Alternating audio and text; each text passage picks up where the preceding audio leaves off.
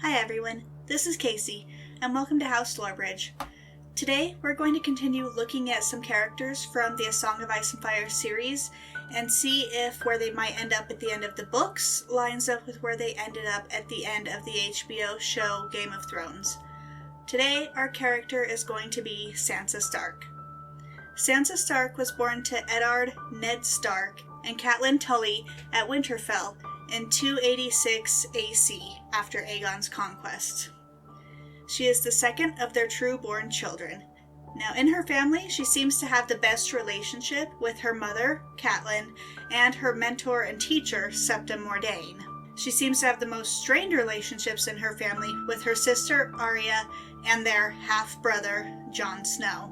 Now, when we first meet Sansa, she's practicing being the perfect little lady when King Robert and the rest of the court come to Winterfell. She begs her parents to allow her to be betrothed to King Robert's oldest son, Joffrey, and Ned agrees to the match, at least for a time. Now she and her sister accompany Ned and the royal family back to King's Landing, and they bring with them their direwolves. However, while they're traveling on the King's Road, Nymeria, Arya's wolf, attacks Prince Joffrey when he is picking on Arya and her friend Mycah. When Nymeria goes missing after the confrontation, Lady, Sansa's wolf, is killed in her place by order of the king to appease Queen Cersei. Mycah is then later rode down and killed by the hound Sandor Clegane. In King's Landing, Sansa and Arya begin to butt heads even more since Sansa blames Arya for Lady's death. Now, Sansa is completely infatuated with King's Landing, and she ignores a lot of clues as to how dangerous of a situation she's really in, such as Joffrey's volatile mood swings. Later, when Ned discovers that Queen Cersei's children are fathered by her brother Jaime and not her husband, King Robert, and when it becomes clear in his mind that the Starks aren't safe in King's Landing, he makes plans to send his daughters back to Winterfell and to break off Sansa's betrothal to Joffrey. Sansa is distraught by this, and she thinks about going to King Robert to make her father let her stay, but she resolves to go to the Queen, since King Robert frightens her. Now, due to her telling Cersei about her father's plans to send them away, the plan is stopped, and among a whole series of events, Ned is arrested for treason after Robert's death. In an attempt to save her family from all being labeled traitors like Ned was, Sansa writes letters to her mother Catelyn, her brother Robb, her grandfather Hoster Tully, and her aunt Lysa Arryn, telling them of Ned's crimes and begging them to swear loyalty to Joffrey as the new king. However, the newly crowned King Joffrey has Ned Stark beheaded in front of her. When Arya goes missing in the chaos of Ned's death, Sansa is left with her friend Jane Poole. But when Cersei realizes this, Jane is given to Littlefinger to watch, and Sansa is left all alone. Her time in King's Landing from here just becomes more and more miserable. King Joffrey makes her look at the tarred heads of her father and Septa, and he regularly has her beaten when Robb rebels against the crown, and subsequently every time Robb wins a battle, or Sansa does anything that displeases him. Very few people show her any kindness, as she is seen as the daughter of a traitor, with the exception of Sandor Clegane and Tyrion Lannister. Now, earlier in the books, while he's drunk, Sandor tells her the story about how he got his burns from his brother, and he threatens to kill her if she tells anyone. This is a pretty messed up threat, but later he also stops her from attempting to kill Joffrey when she's looking at her father's head. And he seems to be the only Kingsguard who treats her almost gently, and he actually has never beat her when Joffrey wanted her beaten. Tyrion Lannister stops Sansa from being beaten and stripped completely naked, more than she already has been, while she's being punished in the throne room in front of the whole court when he arrives to be the hand of the king on his father's orders. And in this situation, Sandor gives her his cloak to cover herself with. Tyrion takes her back to the Tower of the Hand and sees to it that she is fed and her wounds are looked after, and he even offers to end her betrothal to Joffrey, but she doesn't take him up on this offer since she thinks that it might be another trick. Sansa rides out her torments in King's Landing as best as she can, really. During the Battle of the Blackwater, she learns that Queen Cersei plans to have her killed if Stannis Baratheon takes King's Landing, and among the chaos after the Queen retreats from the hall with the other ladies, Sansa runs back to her rooms to try and barricade herself away. During the battle, Sandor abandons the fight and actually ends up in Sansa's rooms, offering in his threatening, kind way to take her out of the city. But she refuses, since she thinks that it's another trick or they'll be caught. He drunkenly demands that she sings for him, and she obliges, singing him a hymn, and she even at this point imagines that he's kissed her before he left, although he didn't. After Stannis Baratheon is defeated, Sansa is ecstatic when Joffrey puts her aside in favor of marrying Margaery Tyrell as a reward to the Tyrell family for assisting the Lannister armies. Her happiness is short-lived, however, as it is brought to her attention that Joffrey can still use her for whatever entertainment he chooses, even rape.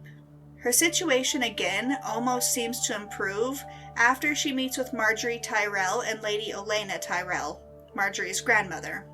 The Tyrells plot to have Sansa marry Willis Tyrell, who is at Highgarden, but Sansa makes the mistake of telling her friend, the fool Dantos. Through Sir Dantos, who is working with Littlefinger, the plot is discovered by the Lannisters, and she instead is hurriedly married to Tyrion Lannister in order to keep her in King's Landing and under the Lannister control. Sansa discovers that Robb and their mother Catelyn have been killed at the Red Wedding, and she grows even more distance, despite Tyrion's efforts to be kind for her. He didn't even push for her to consummate their marriage due to her age. At this point, she's only 12 years old. And the fact that she just didn't want to. During Joffrey's wedding, while he's dying of being poisoned, Sansa is spirited away from King's Landing by Dantos and onto a ship where Littlefinger is waiting to take her to the Vale and her Aunt Lysa. Once aboard the ship, Sansa witnesses the death of Dantos to assure that he tells no one where she's gone. Now, once she's in the Vale, it becomes clear that Lysa wasn't expecting Sansa, and she truly believes the lie that she is Littlefinger's bastard daughter, which is the disguise that she is traveling under, until Littlefinger tells Lysa the truth after he marries her. Lysa is cruel to Sansa, telling her that she's too proud and that she should be grateful for her help, calling Sansa basically a beggar at this point. Lysa also plans to marry Sansa to her son, Robert, who's better known as Sweet Robin. Sweet Robin is only about 8 years old.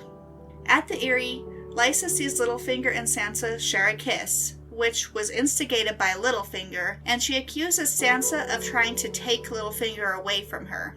As Lysa is attempting to shove Sansa out the moon door, where Sansa loses a shoe, Littlefinger intervenes, and after admitting that he only ever loved Catelyn, he pushes Lysa out the moon door, which effectively saves Sansa's life.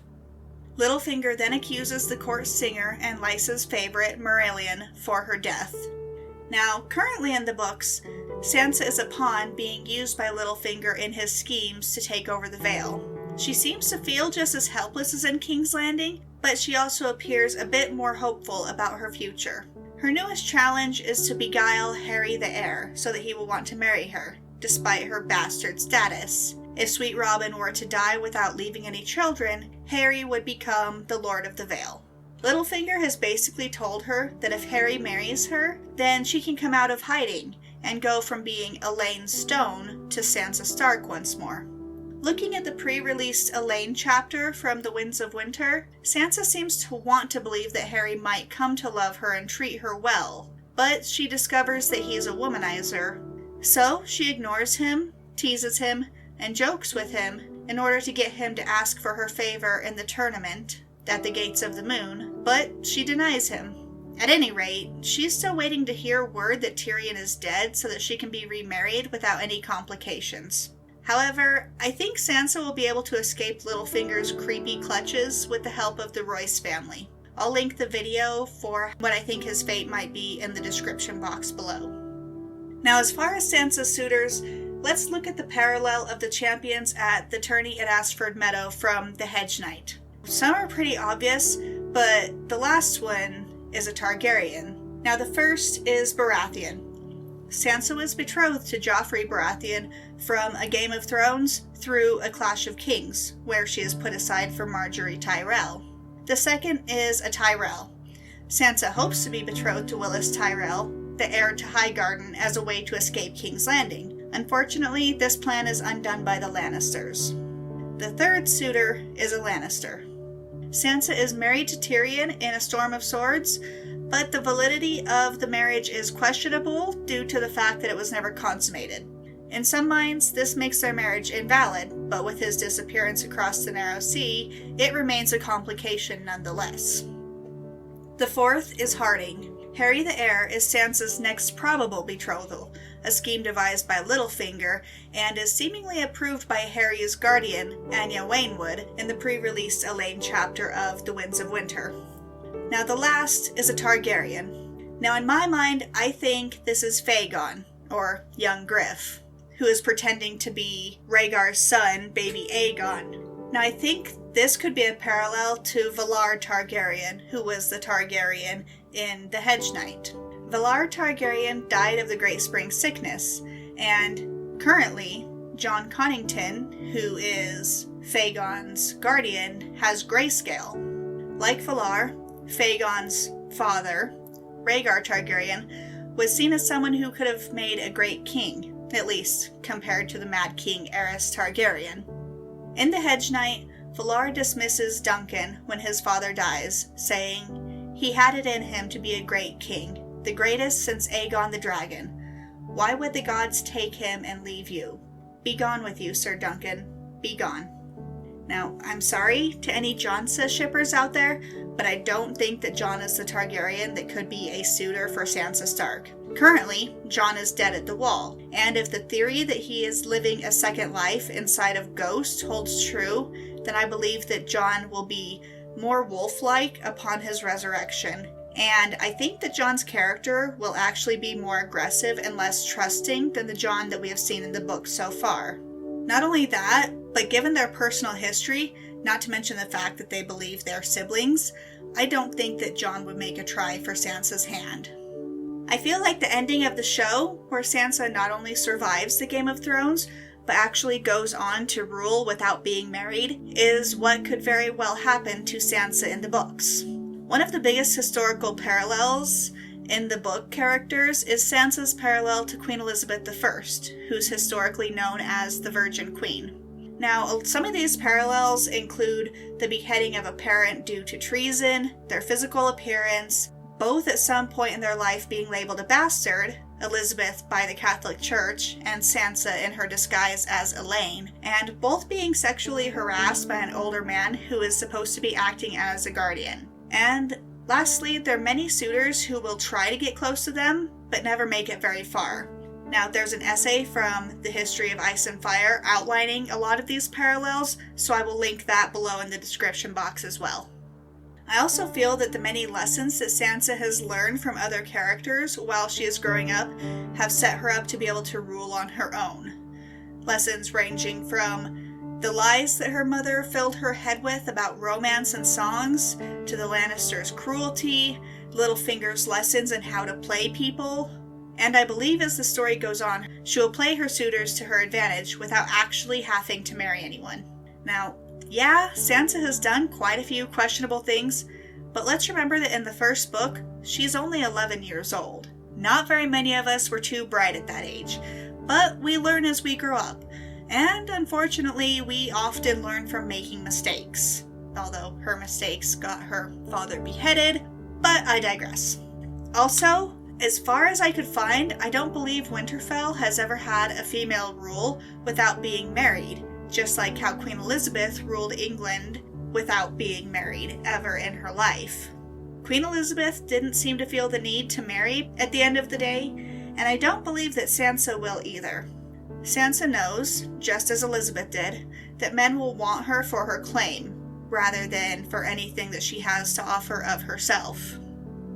Now lastly, I'm going to address an elephant in the room. As far as Sansan goes, you know, that ship that believes that Sandor Clegane and Sansa Stark may actually have a chance to end up in a romantic relationship, I don't think this could really happen. As much as many of us love fan fiction, I think the most realistic thing that the clues of Sandor's kindness could point to would be Sandor being a part of Sansa's Queensguard.